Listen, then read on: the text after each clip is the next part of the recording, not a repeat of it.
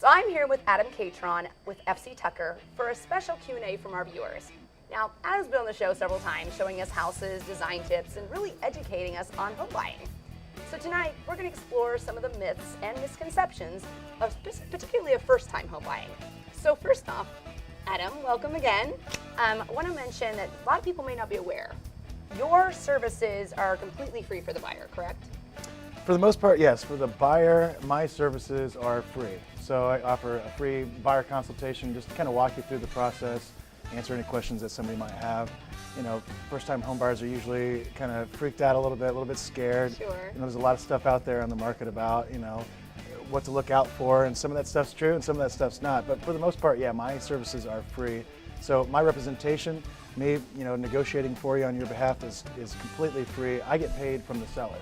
So one of the things that they don't really realize is that the listing agent who's going to be listing the home is actually kind of incorporating my compensation into the overall fee that they're charging the seller. It's one of those things where buyers just don't worry about that, you know. Just First-time buyers, right? Well, any buyer. Really? Any person that's buying a home, Okay. all their representation is going to be covered and be paid for by the seller. So buyers, don't worry about it. That fee is something that you're not going to have to worry about. Okay. So thinking about first-time buyers, and maybe they're wanting to have a custom home built, is it better for them to use a realtor or to actually go directly to the builder? Well, that's actually a really good question. No, a buyer's not going to get a break. They're not going to get a lower price on the home by cutting out the real estate agent. I think if anything, it's kind of hurting them in a way because they don't have that professional giving them guidance on, you know, maybe some things to do to the home. Right. One of the big ones is, you know, somebody wants to kind of save money on doing the purchase by doing a 2-car versus a 3-car garage. Yeah. Well, that's not where in today's day and age. Yeah, and depending on the neighborhood, that could be true. Right. But most of the time, I could come in and say, you know, you need to go for the 3-car garage. That's where you're going to get that resale value. So it's a total benefit to have a professional there, and it doesn't cost them again on the buy side for building a home. For someone that's a first-time buyer, for example, what are the first steps they have to take? Well, the very first step is getting pre-approved. Okay. You know, you want to know what you can buy. Right. You know, you don't want to go out there and waste your time looking at a $180,000 home when you can really only afford a $160,000 home. You don't want to get into a home to where every paycheck that you get goes right back into the mortgage payment. When I do my buyer consultation, I talk about, you can ask the seller, give me a copy of your bills. I want to know, what do your monthly bills look like? And it's something to really take into, just to think about, because a lot of the homes in Indianapolis were built back in the day. You know, especially in the downtown metro area, most of these homes were built in 1900.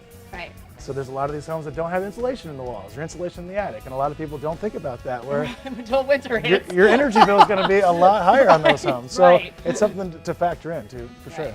So when a buyer gets the offer accepted, how soon do they get the keys? I mean, that's a really good question.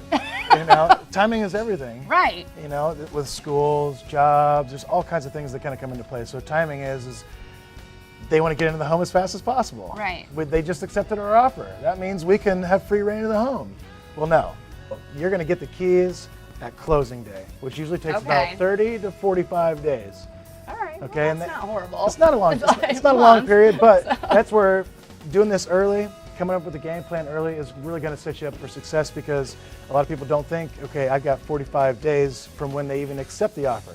You know, so you got to look for the house, you got to find the house, make the offer, get it accepted, and then there's that 45-day wait. So planning ahead of time is going to be key. But yeah, once you sign the paperwork at closing and the deed actually gets signed over to you, that's when you take ownership, and that's when you get free reign. You can move in, start painting, and knock out any wall that you want to knock out. Thank you again for all your information, Adam. Remember, if you are buying a home, you don't have to pay realtor fees, so contact Adam. And next episode, Adam will be back and showing us a hot Indianapolis property.